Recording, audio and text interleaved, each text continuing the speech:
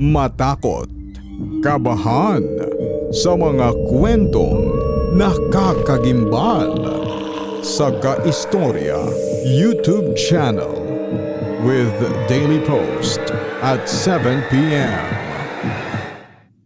Dito sa Papa Dudut Stories, ikaw ay hindi nag-iisa.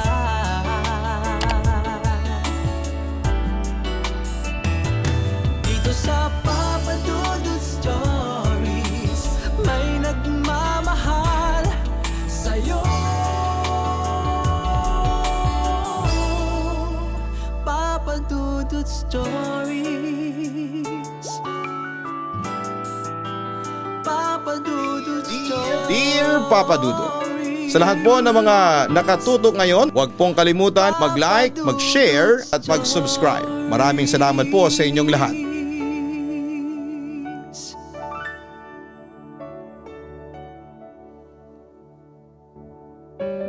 Magandang araw po sa inyong lahat. Tawagin niyo na lamang po ako sa pangalang Chelsea ng Taguig City. At katulad ng mga letter senders mo ay may gusto rin po akong ibahagi sa inyo na isang kwentong totoong nangyari sa akin at masasabi kong nagpabago ng aking buhay. Papadudot, actually ay matagal na itong i-share ko sa inyo. Pero syempre hindi ko makakalimutan kaya gusto kong mag-share para kahit papaano ay maipaglalabasan ako ng mga experience ko sa life. Hindi rin kasi ako ang tipo ng tao na friendly na kwento ng kwento pero dahil binabagabag na naman ako kaya ikakwento ko na. Samantala noong una pa lang, kahit bata pa ako ay hindi talaga ako naniniwala sa mga multo at paranormal beings.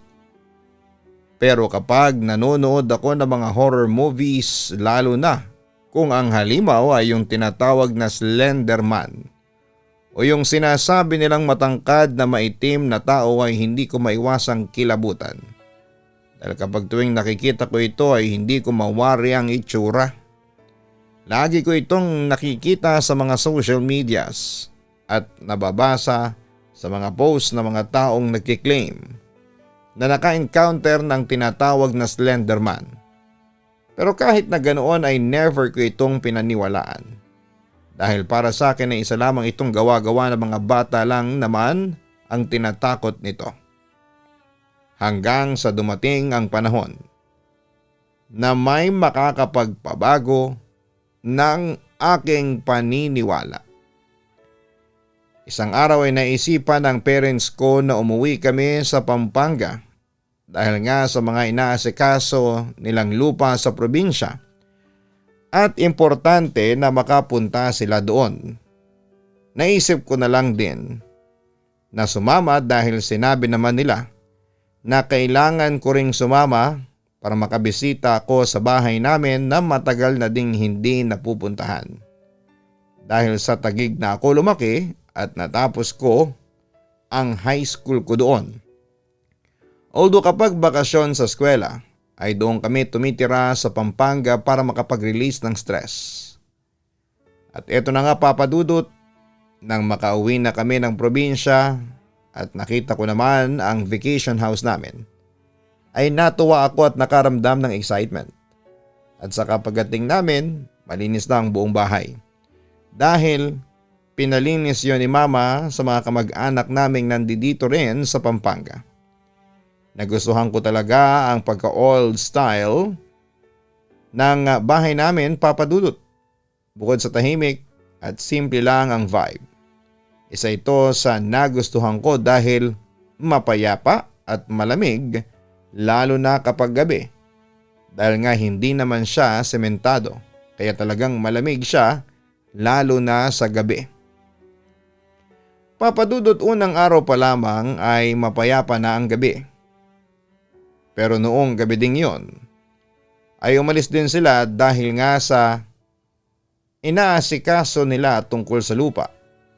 Dahil tingin ko ay hindi mapapa sa kanila yon kapag hindi nila ito agad maasikaso at kaya mag-isa lang din ako sa bahay. Kaya nagbasa na lamang ako noon ng libro tapos ay nanood ng TV.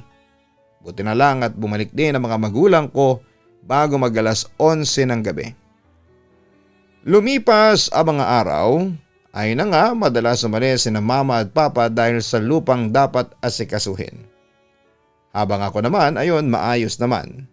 Dahil sa bahay lang ako at nagbabasa ng libro or minsan ay naglilinis na lamang dahil mahina naman din ang signal at nakakatamad, lalo kung pipilitin ko pang mag-social media. Nag-review na lang din ako at study din para sa school staff ko. Hanggang sa dumating ang araw na medyo naboboard na ako dahil na nga sa bahay lang ako palagi at nauulit lang ata ang mga ginagawa ko. Kaya naisipan ko na lang na lumabas at libangin ang sarili ko. Take note, ang bahay namin ay napapalibutan ng mga halaman din at sa paglabas mo ng compound ay may mga talahib at daan din papunta sa mga bundok or basta parang gubat ang tawag doon malapit sa amin. Nakita ko na yon bago kami makapasok pa sa bahay namin. At tanda ko din kasi yon nung elementary pa ako na nagpupunta din ako kasi kabisado ko siya. Kasi doon kami naglalaro dati ng mga kaibigan ko. Bandang alas 7 ng gabi ako lumabas para mapakalma ang sarili ko at para na rin maglibang muna. Hindi naman ako natatakot kasi may memories pa ako sa lugar na ito. Pero paglabas ko ay nararamdaman ko kaagad ang malamig na hangin sa mukha ko pati sa katawan dahil na rin siguro sa maraming mga tanim at may mga puno din kaya dumadagdag sa lamig ng panahon. Tinitingnan ko ang mga halaman sa paligid, ang gaganda nila. Mas nakadagdag sa ganda ng buong atmosphere sa bahay. Hindi ako na-satisfy kaya lumabas pa ako ng compound at nagtingin-tingin ako sa paligid. At ayon, nagagaw pansin sa akin na ang daang ruta papunta sa may gubat. Hindi naman ito nakakatakot tingnan kung tutuusin. Dahil ang ganda nito tignan na parang nangaakit. Kaya naisip ko na pumasok at mabilis lang din dahil aalis naman ako kaagad.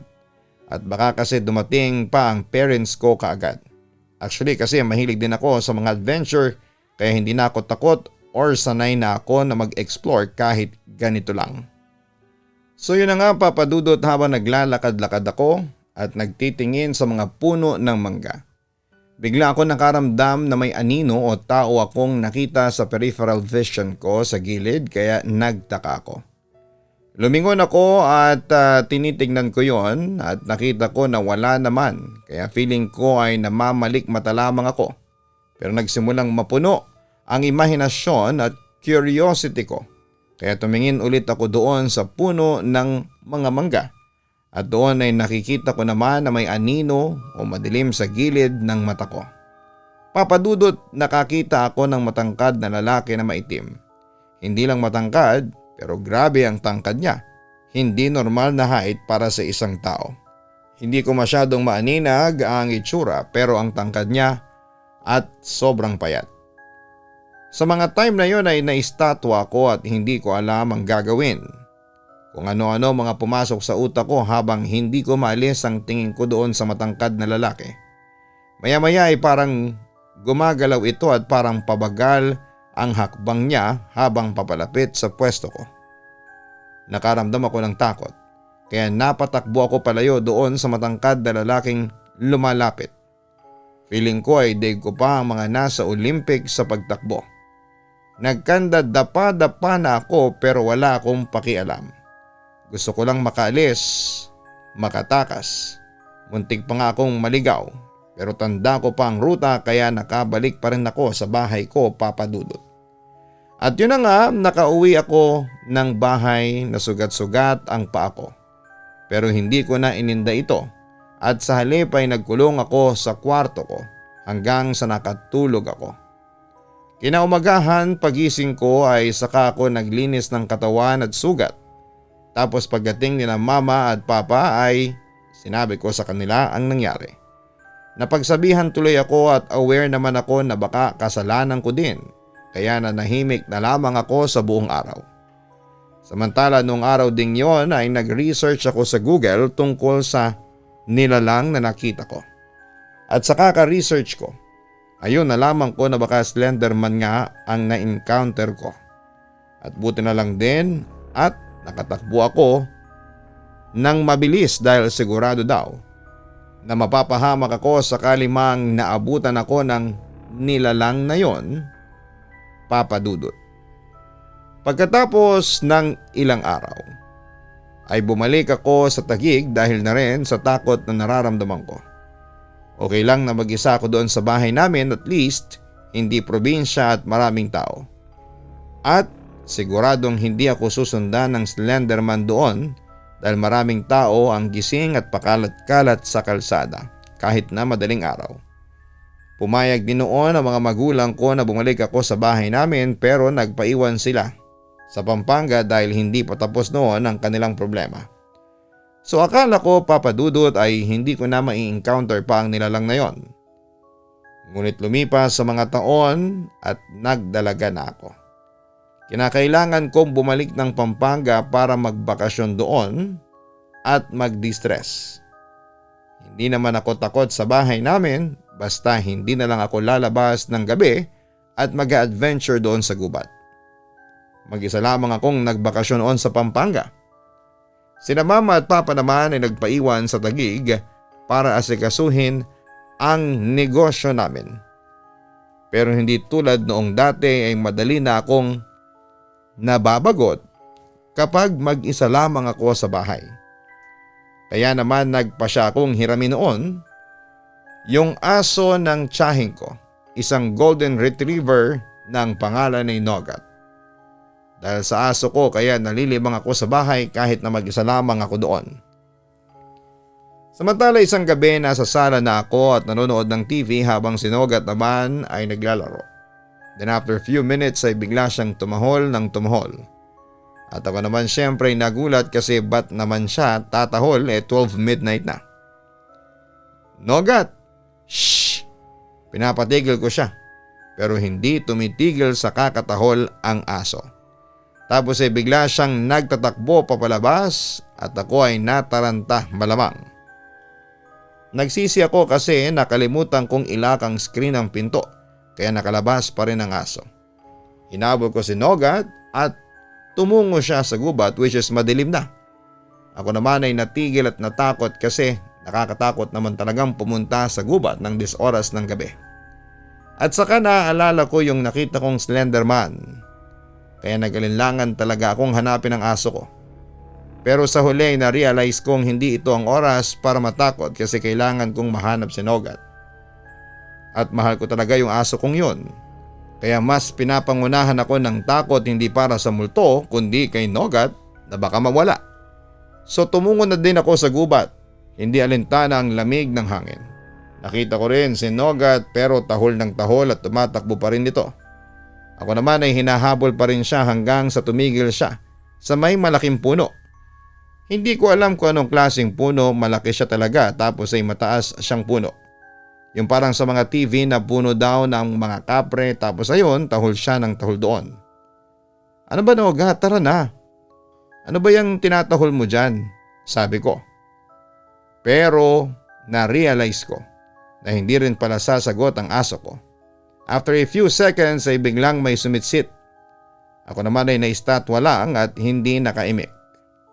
Bigla na lang ako napatingala sa malaking puno at doon na talaga nanlaki ang mata ko at tila na froze ako sa kinakatayuan ko. May isang matangkad na lalaki at payat na payat. Kalbo rin ito at itim ang kanyang mga mata. Malaki din ang bibig niya na parabang sakop na lahat ng pisngi niya. Wala naman siyang ilong at tenga, hubot-tubad din siya kaya kitang-kita ko halos na butot balat lamang ang kanyang katawan. Sa puntong yun ay na-realize kong eto na yung Slenderman na sinasabi nila. At first time kong makakita ng ganon sa malapitan. Papa Dudut, parang bumigat yung pakiramdam ko at kung ano-anong pumasok sa utak ko. Hindi na nga ako makaimik at tila napako na talaga ang mga paa ko. Habang ayon nagkatitigan kami. hanggang sa bumigat ang mga talukap ng mga mata ko at tuluyan nang nawala ng malay. Pagising ko, nasa kwarto ko na ako at sila mama at papa nagtatalo at kinakabahan. Napansin nila na nagising na ako kaya bigla silang lumapit sa akin. "Chelsea anak, may masama ba sa'yo? Anong nangyari? Pagdating namin sa bahay wala ka na at bukas pa ang mga pinto pati sinogat wala tapos ayun, may lalaking buhat-buhat ka. At pati sinogat nakasunod. Tinanong namin kung bakit ka nawala ng malay, ang sabi niya ay nakita ka daw niya sa gubat na wala ng malay. Inalala ko naman yung mga nangyari. Anong itsura po ng lalaki? Tanong ko. Payat na lalaki, matangkad, kalbo pero mukhang mabait naman. Sagot ni Papa sa akin. Nanlaki ang mga mata ko. Hindi kayo natakot sa itsura niya, Mapa? Slenderman yun. Nakakita po ko ng Slenderman sa gubat. Giit ko. Ha? Normal na tao naman ang itsura ng lalaki. Buti nga't nakita ka na walang malay sa gitna ng gubat. Ano ba talagang nangyari at bakit ka nandun sa gubat at gabi pa? Ang sabi naman ni Mama. Ma, sinogat kasi biglang tumahol. Tapos tumakbo papunta sa gubat. Tapos sinundan ko siya. Tapos bigla na lang ako nakakita doon sa may taas ng puno sa gubat ng isang lalaki na matangkad, payat, kalbo. Madilim ang aura niya at kumikintab pa ang katawan niya. Hindi siya normal na tao, ma. Slenderman siya. Paliwanag ko. Pero hindi naniwala sa akin ang mga magulang ko. Anak, ano ka ba? Anong sinasabi mo? Naguguluhang wika pa ni Mama. Dumagdag naman si Papa. Ayan, kakapuyat mo yan. Iniwanan mo itong bahay. Mabutit dinala ka dito ng lalaking yun. Kasi hindi ko na alam ang gagawin ko kapag may nangyaring masama sa'yo. Aniya. Gusto mo magdala ako ng kasama mo dito sa bahay? Tanong ni Mama sa akin. Ma, hindi na kailangan. Kaya ko na itong mag-isa. Kasama ko naman po sinogat. Kayang-kaya ko na to, ang sabi ko sa kanila. O siya, sige na anak. Wag ka nang uulit aalis ng 10 oras ng gabi. Hindi ko gusto yan. Sinogat nilagay na namin sa kulungan niya para hindi muna magkulit, ang sabi pa ni Papa. Pero pa kawawa sinogat. Pagtutol ko naman. Anak, hindi naman magtatagal Para rin naman to sa'yo. Paano kung mangyari ulit yon? Ang sabi pa ni Mama. Magpahinga ka na muna anak. Bukas pa ang alis namin. Pasensya na anak ha at marami lang kasi kaming inaasikaso. Para rin naman ito sa'yo, habang andito kami ay babantayan ka namin anak. Ang sabi naman ni Papa. Napatahimik na lamang ako sa mga sinabi nila Mama at nagpahinga na lamang. Samantala makaraan ng ilang araw ay pinakawalan na si Nogat. Ako naman ay naglilinis na palagi ng bahay at iniiwasan ko din ang pagpupuyat. Habang naglilinis ako ay may sumitsit na naman sa akin at parang nagsalita. Chelsea? Halos pabulong yon at boses ng lalaki. Chelsea? Sobrang hina niya pero naririnig ko, Papa Dudut. Ako naman ay kinilabutan kasi wala dito ang parents ko at mag-isa lamang ako dito. Napatingin ako sa aking paligid at sinuri ko yon pero wala namang tao. Nilako ang gate namin kasi baka magnanakaw lang yon. Pero iba. Halos pabulong sa hangin yung salita at ako naman ay napatili at kumaripas ng takbo sa kwarto. Kinabukasan habang nagluluto ako ng ulam nang biglang may tumawag kaya kinuha ko kagad ang telepono sa bahay, sa sala at umalis muna ako ng kusina. Tumawag pala si Mama at ibinilin na hindi sila muna makakauwi at ilako daw lagi ang gate at kung sakali mang naubusan sinogat ng pagkain at maging ako ay bumili na lang daw ako, malapit lang naman daw ang market. Habang katawagan ko si Mama ay na-realize ko yung niluluto ko na baka nasusunog na. Kaya nataranta ako at nagpaalam agad kay Mama. Tumakbo agad ako papunta sa kusina nang mabigla ako kasi nakapatay na yung kalan. Ako naman ay nagtaka kasi wala naman akong maalala at hindi ko naman napatay bago ako umalis. So ako ay iniisip ko na lang na baka namamalik mata lamang ako. Pagkatapos kumain ay nagwalis ako sa labas. Habang nagwawalis ako ay may sumitsit na naman. This time ay malapit na sa pandinig ko. May sumisipol at napalingon ako sa bahay at hindi ko inaasahan ang makikita ko. Yung nilalang na mukhang Slenderman pero ang pagkakaiba ay nakapagsasalita ito. Usually ang mga Slenderman na napapanood natin sa mga pelikula ay hindi naman nagsasalita. Pero iba siya. Nakatayo siya sa may pinto at titig na titig sa akin. Ako naman ay nagulat at sobrang kinabahan. Pero this time ay sumabat na ako. Sino ka at bakit nandito ka? Gumuhit ang ngiti sa kanyang labi at bigla siyang nagsalita na ikinagulat ko. Chelsea? Ako naman ay nagulat kasi all this time, siya pala yung Chelsea ng Chelsea sa akin. Pwede ba lubayan mo ako? Hindi ka normal, pakiusap umalis ka. Nakatitig lamang ang lalaki sa akin ng malalim. Napakaseryoso ng itsura niya tapos ay bigla na lang siyang naglaho. Ako naman ay naiwan na nakatulala at talagang hindi makapaniwala sa biglang sulpot niya. Samantala 9:00 na ng gabi at nasa kwarto ko na ako at matutulog nang biglang may narinig akong mga bagay na kumakalikot ng gamit. Ako ay malakas ang pandinig ko kaya bigla ako na alerto at kinabahan kasi baka magnanakaw.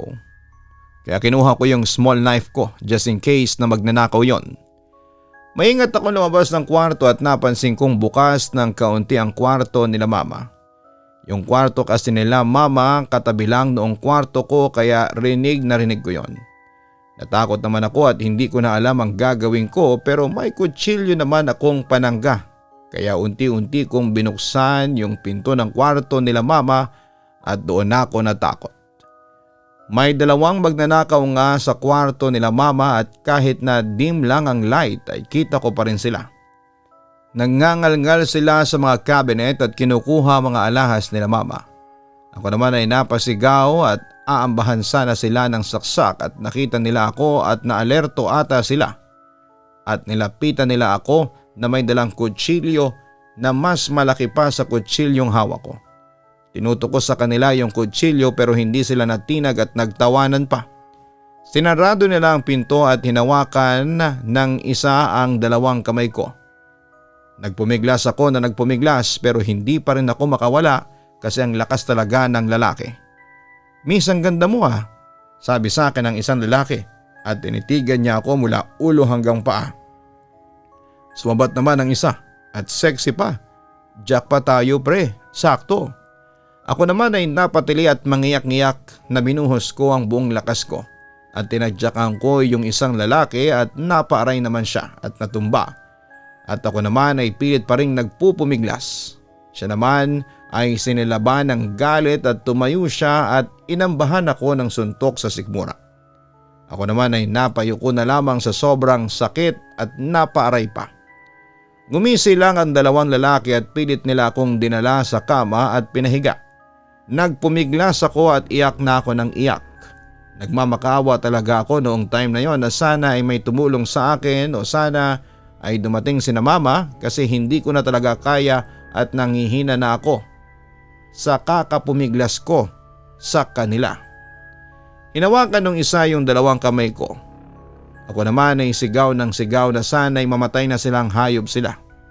Yung isa naman ay pumatong na sa ibabaw ko at inilapit ang muka sa mukha ko at nagsitaasan ng mga balahibo ko sa katawan. Nang haplusin niya ang mukha ko at siya ay nakangisin ng malawak kaya minura ko siya habang pilit pa rin na nagpupumiglas. Ilalapit na sana niya ang mukha niya sa akin at napapikit na lamang ako at sinabing katapusan ko na yata ito.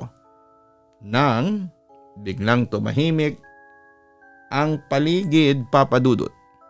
Unti-unti kong dinilat ang mga mata ko at nagimbal na lamang ako nang makita ko na nakahandusay na yung dalawa at wala ng malay. Naghalo-halo lahat ng emosyon ko, takot, galit, inis at pagtataka.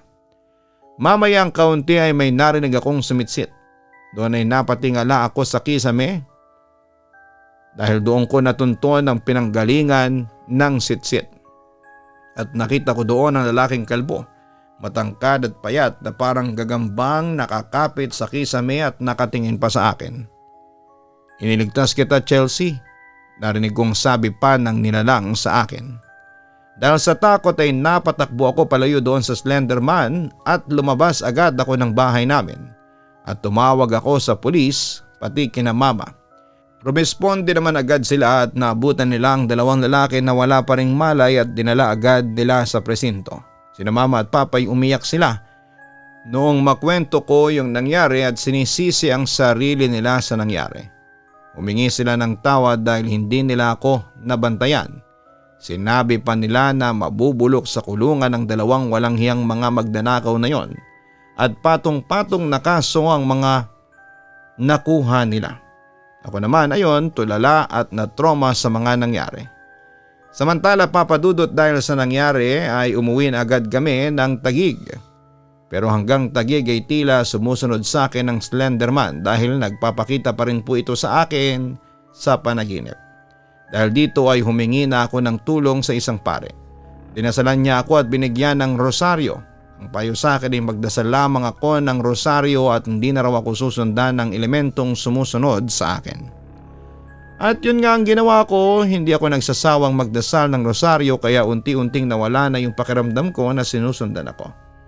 Naging magaan ang pakiramdam ko at bumalik sa dati ang buhay ko. Papadudot sa maniwala kayo o hindi, pero nangyari talaga ito sa buhay ko.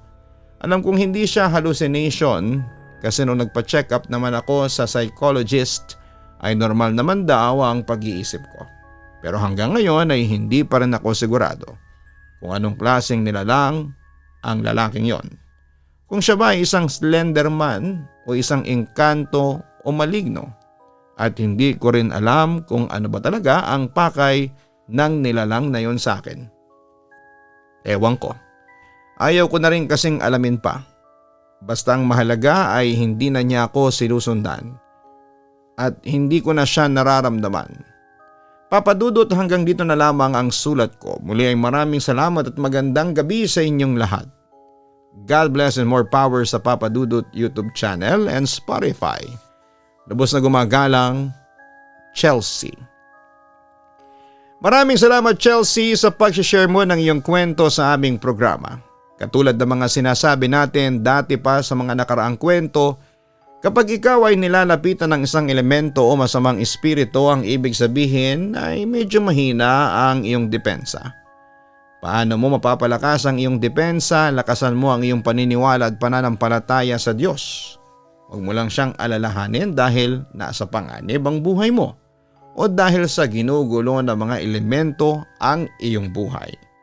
Maniwala at magdasal ka sa Kanya kahit na maayos ang buhay mo. Magpasalamat ka sa mga biyayang pinagkakaloob niya sa iyo at higit sa lahat ay gumawa ka ng mabuti sa iyong kapwa.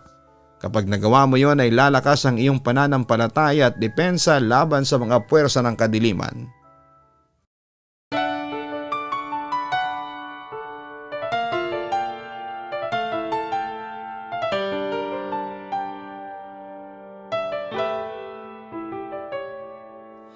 Ang buhay ay mahiwaga, laging may lungkot at saya. Sa Papadudut Stories, laging may karamay ka.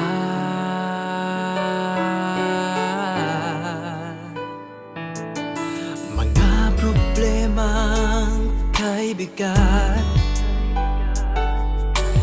dito ay pakikinggan ka. Sa Papadudut Stories, kami ay iyong kasama. Dito sa Papadudut Stories, ikaw ay hindi nag-iisa.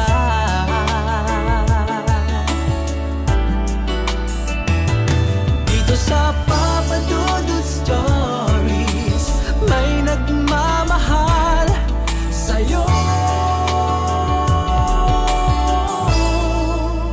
Papadudut Stories, Papadudut Stories, Papadudut Stories.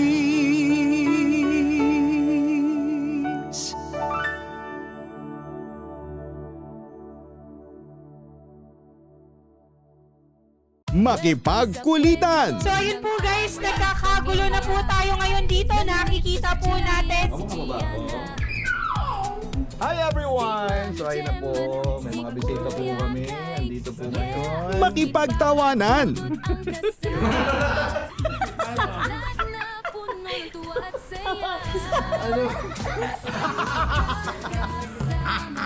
At minsan, makipag-iyakan. Lagyan na ng gamot. Kanina umiyak si Gian, sabi niya, Ama, tanggapin mo ang kapalaran ng iyong ama. Sa Papa Dudut Family YouTube channel. Subscribe na! Dito sa